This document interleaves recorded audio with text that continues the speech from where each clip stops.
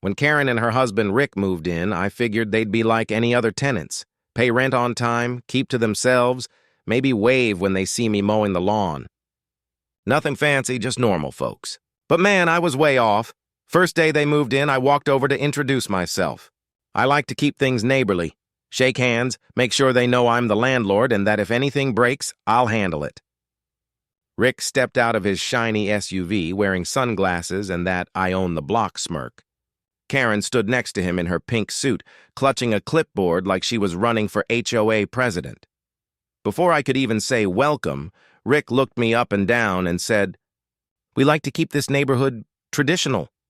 Yeah, traditional. The way he said it. Not about architecture. I laughed it off, said, "Don't worry, man, I keep things running smooth. You'll love it here." But the look he gave me, that half smile that says, "I'm pretending to be polite, but I don't mean a damn word," told me everything. Next few days, I caught the small stuff. Rick pretending not to see me when I waved. Karen giving me that fake, tight-lipped smile when she passed by. Then the comments started. One morning, I was fixing the porch railing, my porch, by the way, and Rick shouted from across the yard, "Hey, shouldn't the landlord take care of that?"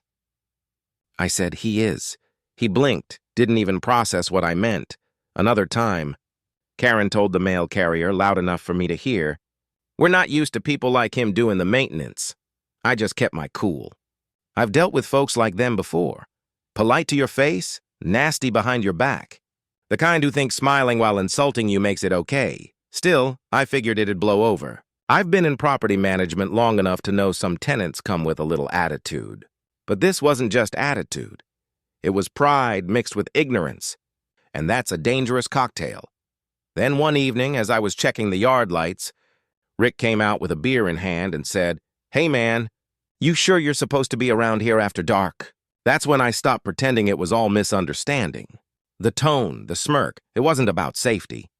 It was about him trying to remind me where he thought I belonged. I just smiled, said, "Yeah, I'm right where I'm supposed to be." You might want to remember that. He looked confused, maybe thought I was bluffing. But deep down, I knew this was going to get messy. They thought they were running the show. They thought they'd moved into some exclusive community where they could pull their little HOA power games. What they didn't realize, not yet anyway, was that every inch of that property, from the fence line to the roof tiles, had my name on the deed. They weren't living in some gated fantasy they controlled. They were living in my house, and I hadn't even begun to teach them what ownership really means. Rick wanted to keep the neighborhood traditional. He had no idea the tradition he just challenged, one where landlords don't play by HOA rules. A week later, I decided to stop by the monthly HOA meeting. Normally, I don't waste my time with those. Too much talk. Not enough action. But since Karen and Rick had moved in, I figured it might be smart to see what kind of circus I was dealing with. When I walked into that little clubhouse, it felt like stepping into a country club meeting I hadn't been invited to. Karen was right there in her signature pink suit, clipboard clutched tight, holding court like she ran the whole damn neighborhood. She had that smug smile plastered on her face, the kind that says, "I make the rules around here." The board was huddled up, talking about property uniformity and approved colors for mailboxes. Yeah, real life-changing stuff. I sat in the back, quiet, just observing. Didn't take long before Karen noticed me. Her eyes narrowed, and that fake smile dropped real fast. "Oh," she said, voice all sharp and sugary. "I didn't realize tenants attended these meetings," I smiled. "Oh, I'm not just a tenant. I'm a property owner." That shut her up for a second, but Rick leaned back in his chair and laughed under his breath. When it came time for open discussion, I brought up a few things that actually mattered. Broken lights on the main road, trash pickup delays, and a drainage issue that was backing up near the east lots. Stuff that, actually affects people living there. Karen leaned forward with her usual attitude and said, "Those concerns usually come from homeowners," I replied, calm as ever. "Then you're hearing it straight from one." Rick chuckled and leaned over his table, muttering just loud enough for everyone to hear. "Maybe you should stick to the rental side of town." The whole room froze. Even Karen looked at him like, Did you really just say that out loud? I locked eyes with him and said, Buddy, you might want to check who you're talking to. Because the rental side of town you're talking about, that's mine too. You could hear a pin drop. The guy next to me looked like he wanted to sink into his chair. The HOA president quickly tried to change the topic, fumbling over the agenda like his papers might save him. Karen, trying to recover, said, Let's remember to keep things civil. We're all neighbors here. I leaned back and said, Yeah, some of us just pay a little more in property taxes. That one stung. I could tell by the way Rick's jaw tightened. He wanted to say something else, but the room had turned on him. The meeting wrapped up in awkward silence. Folks packed their papers and shuffled out, avoiding eye contact. As I headed for the door, Karen gave me that fake polite smile again and said, Thank you for coming, but next time, maybe let the homeowners discuss HOA matters. I grinned and said, Oh, don't worry. I'll be here every month.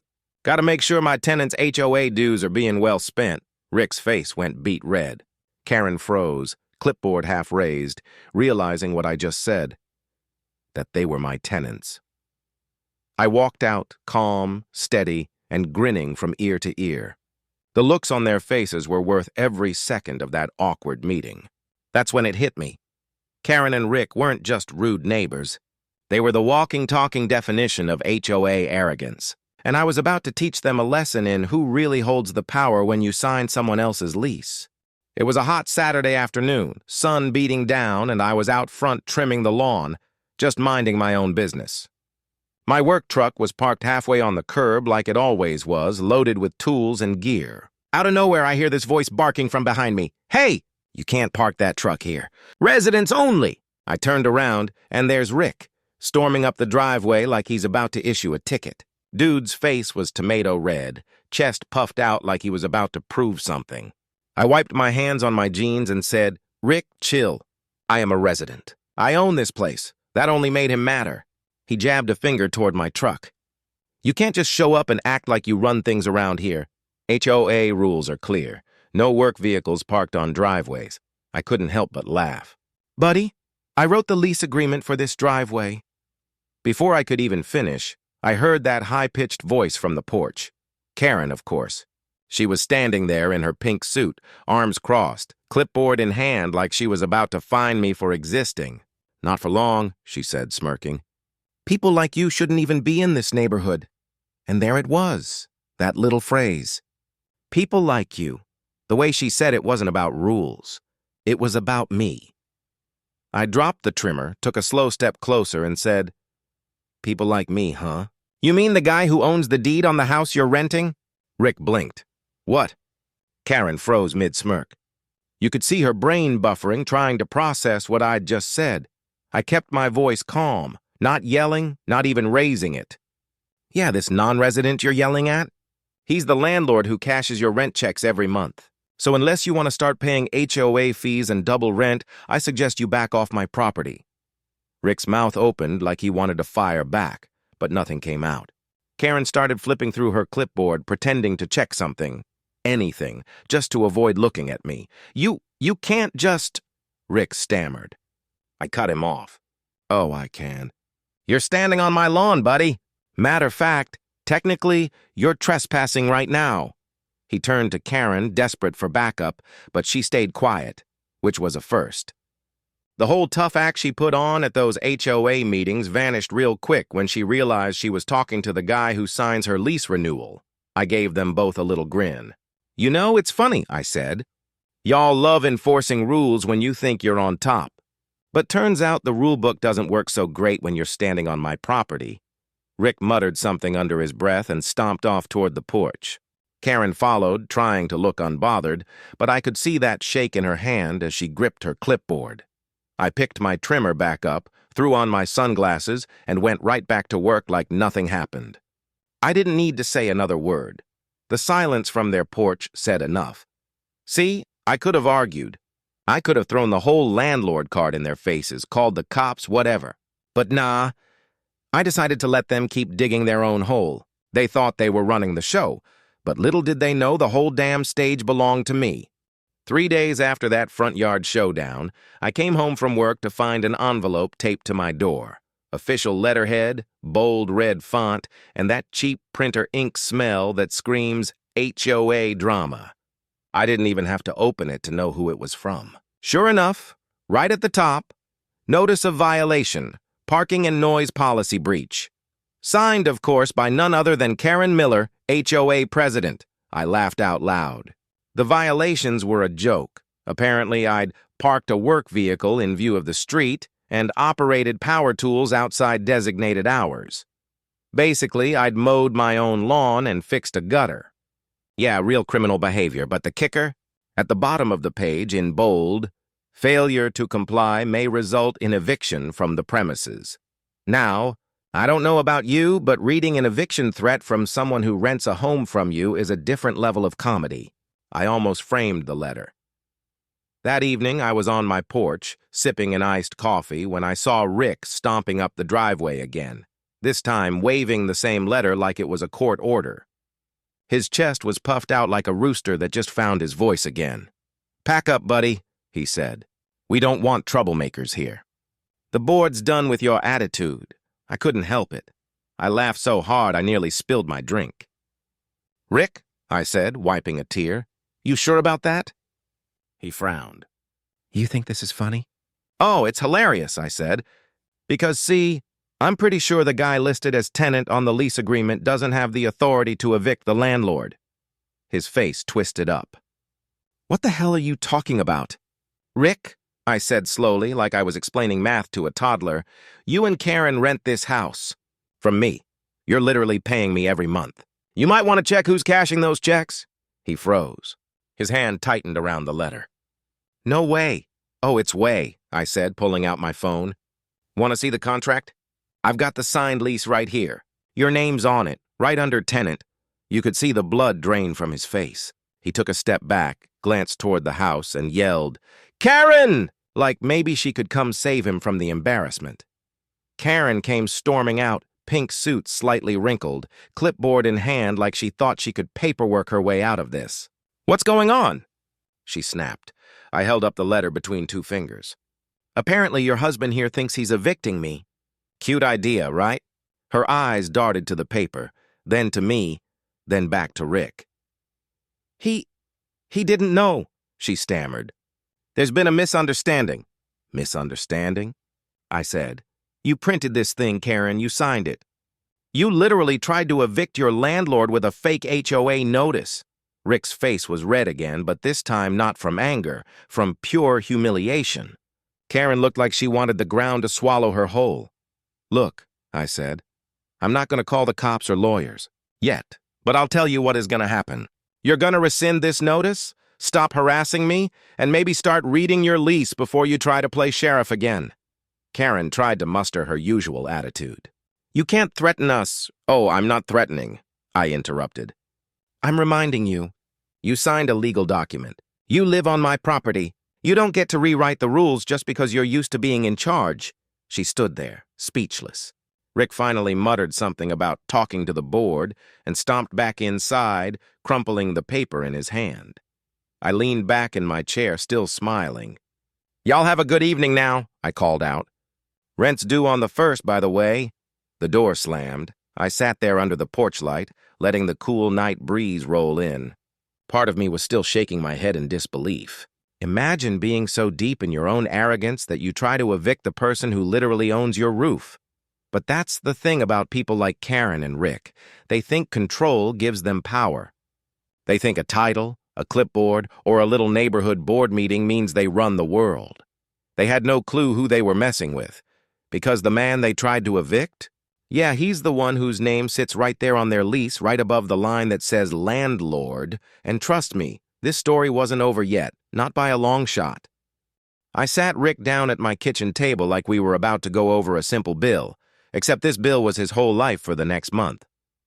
Paperwork everywhere, the original deed, the purchase agreement, the lease he'd signed, the bank receipts showing his rent checks hitting my account. I spread it all out like a buffet and let him take it in.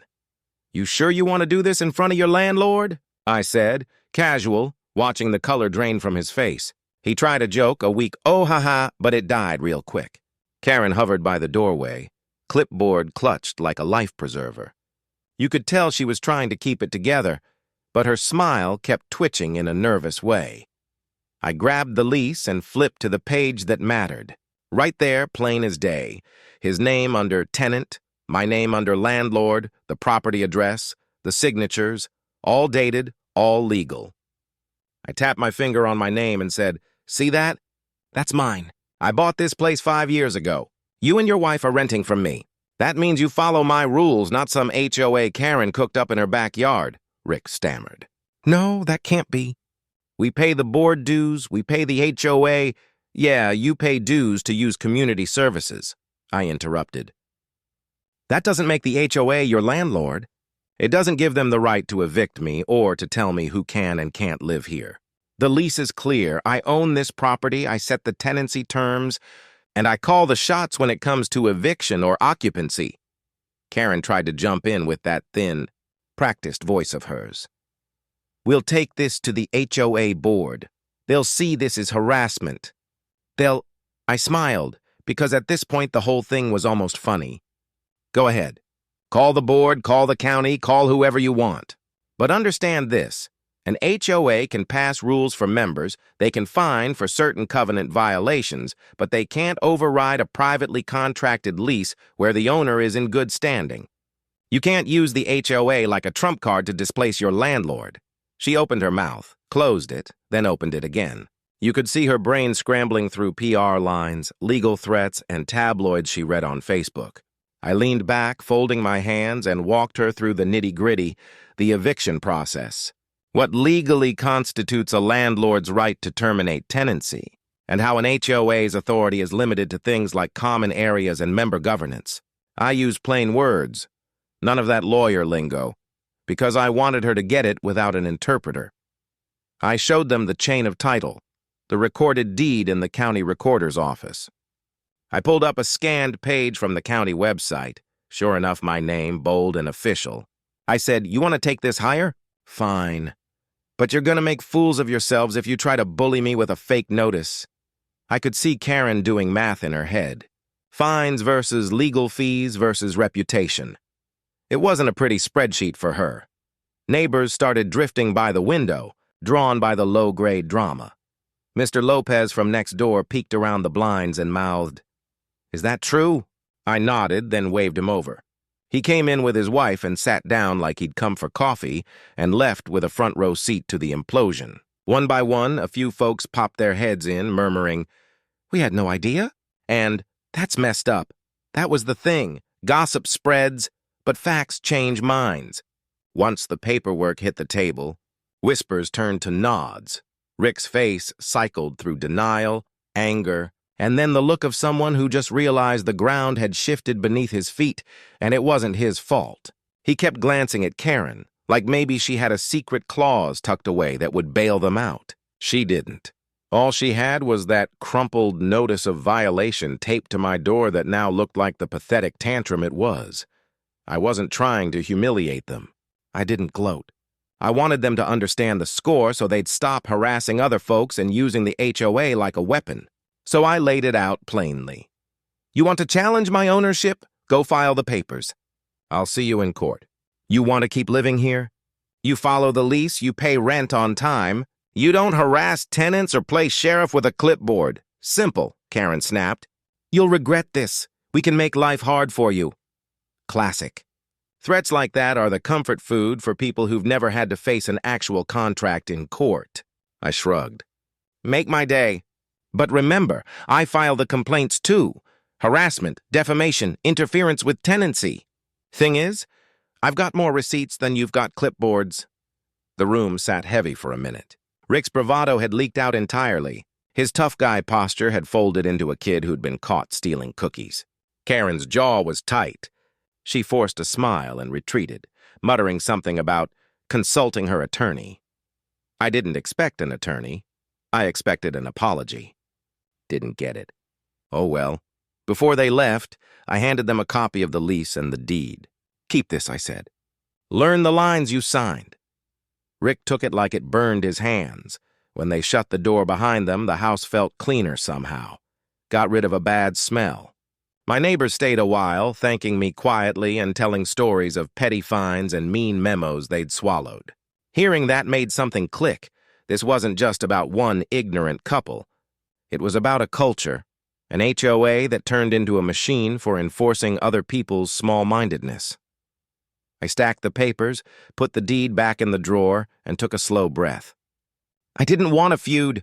I just wanted respect, and apparently I had to teach them the hard way. They'd spent weeks treating me like a trespasser, and now they realized I could legally kick them out. Word spread faster than wildfire on a windy day. By the next morning, folks I barely knew were waving from across the street, whispering, "Hey, is it true you're the landlord?" And wait, Karen's husband was trying to evict you? The whole block was buzzing. Apparently, Rick's little power trip had gone viral in the neighborhood group chat. Screenshots of the bogus violation letter, my deed, and that moment when I dropped the lease bomb. By noon, the HOA board was in full-blown panic mode. An emergency meeting notice went out, bold red letters like someone had set off a fire alarm. You could practically feel the desperation. Karen was trying to put out fires with gasoline, texting everyone about misunderstandings and technical ownership issues. Yeah, right.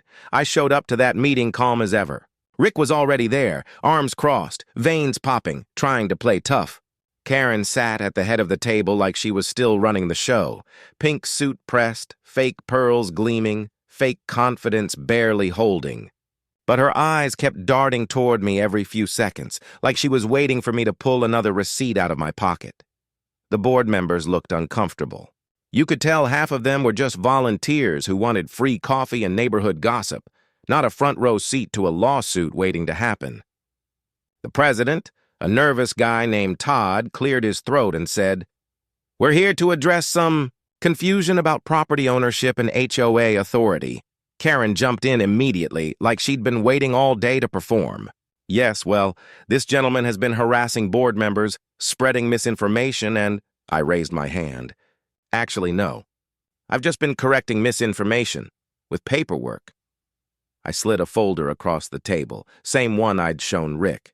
County records, ownership certificates, lease documents, the whole stack. I said, "Here's what's real. Everything else you've heard is HOA fan fiction." The room went dead quiet. Todd looked through the papers like he was searching for a loophole that didn't exist. Then he said the magic words. "County confirms he's the registered owner and landlord." Karen's face froze mid-smile. Rick muttered something under his breath, probably a curse.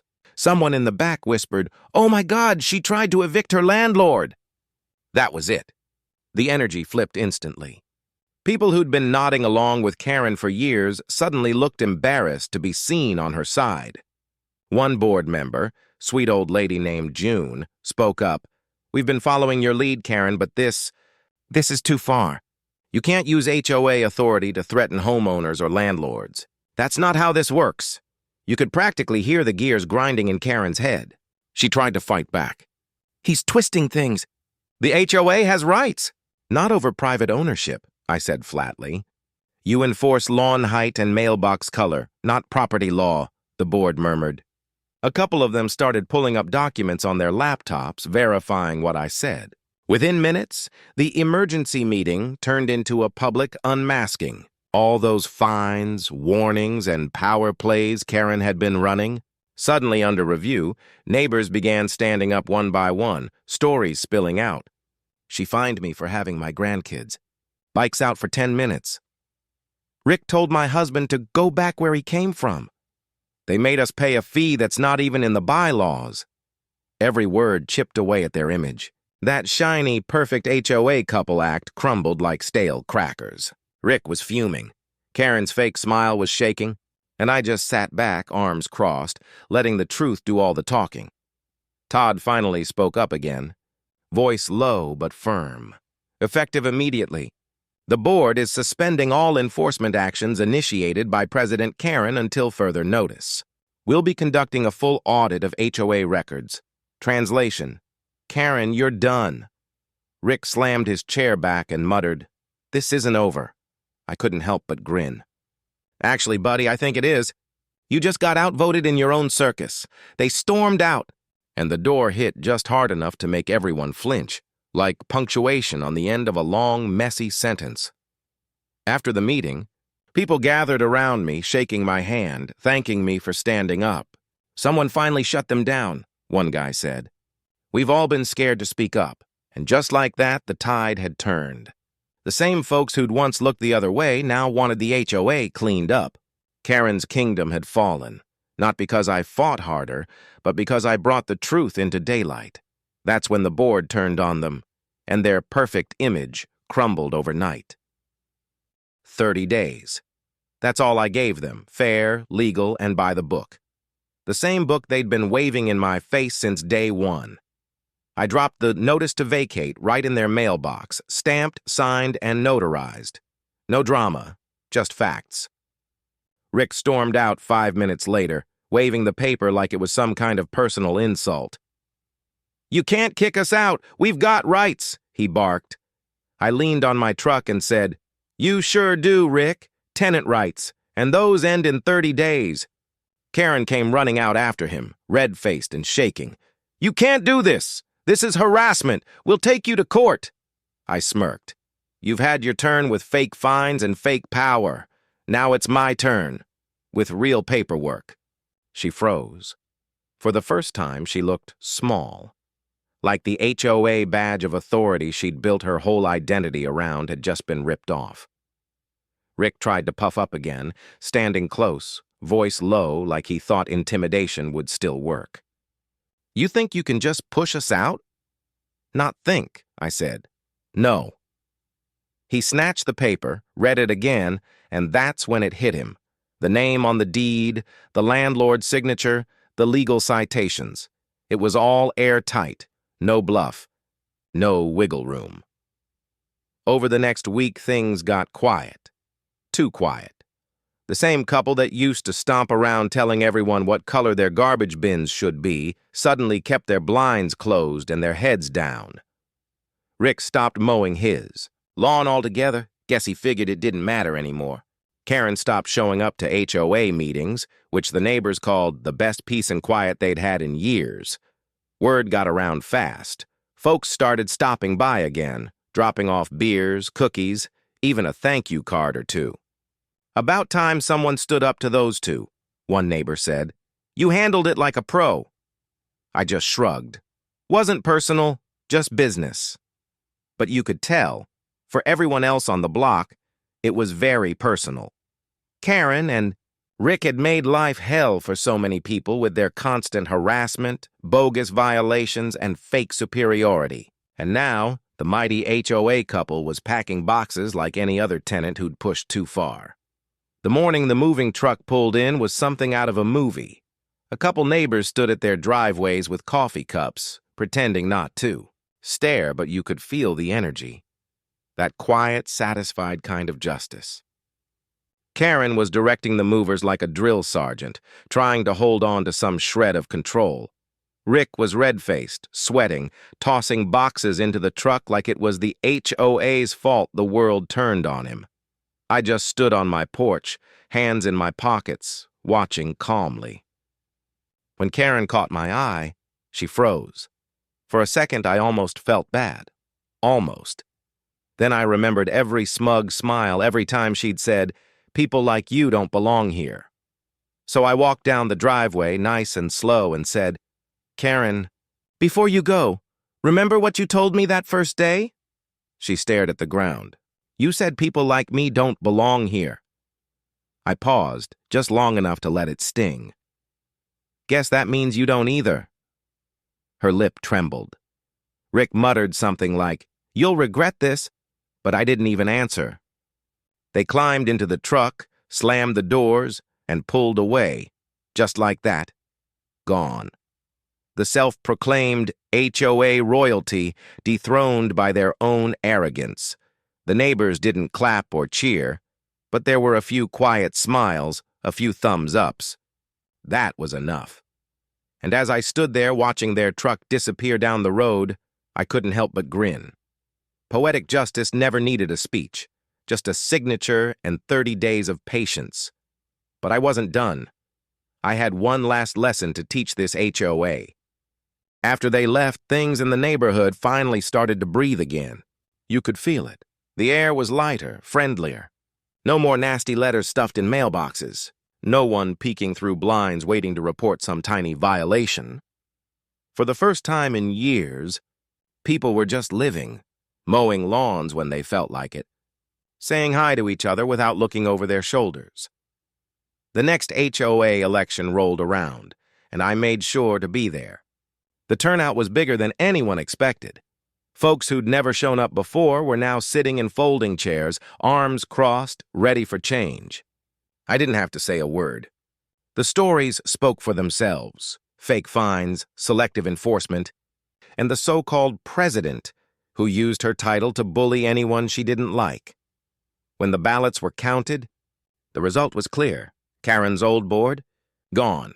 Every last one of them. Someone from the crowd looked at me and said, "You should have run for president." I laughed.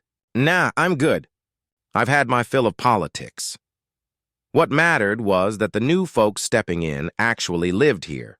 Teachers, veterans, families, people who cared about keeping peace, not power.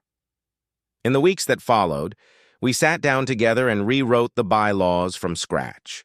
Every rule was reviewed, every policy questioned. We stripped out all that nonsense about aesthetic, standards, and community appearance that Karen used to weaponize against anyone who didn't fit her idea of perfect. We added a new line right at the top, bold and clear. No homeowner, tenant, or guest shall face discrimination of any kind. Respect is mandatory. And just like that, the place I built years ago finally became what it was supposed to be: a neighborhood, not a dictatorship. A couple months later, a moving truck pulled up to Rick and Karen's old house. I watched from my porch as a young couple stepped out, the husband waving at everyone, the wife laughing while their two kids chased each other up the walkway. They brought homemade cookies to the next community meetup. No attitude, no power trip, just genuine people happy to be part of something good. The first time I passed by their house, the husband called out, "Hey, you the guy who used to own this place?" I grinned. "Still do, technically. Welcome to the block." They smiled wide, and the wife said, "We heard what you did here." "Thank you." That hit me harder than I expected. After everything, the fights, the cops, the court hearings, hearing that simple thank you made it worth it. Now, mornings are quiet again. I sit on my porch with a cup of coffee, listening to the sound of sprinklers and kids laughing down the street. No HOA goons, no pink suits, no nonsense. Just peace. Sometimes I catch myself looking at that old house and thinking how funny life can be. Karen and Rick thought they were keeping the neighborhood traditional. Turns out, they were just holding it back. Now, it's diverse, respectful, and actually alive. I take a slow sip of coffee, smile, and say under my breath, "Funny how people like me ended up building a better neighborhood." And that's the thing about respect. It's not about who signs the deed or what you look like. It's about what kind of person you are when the mask comes off. Subscribe if you believe respect should never depend on the color of your skin or who owns the property.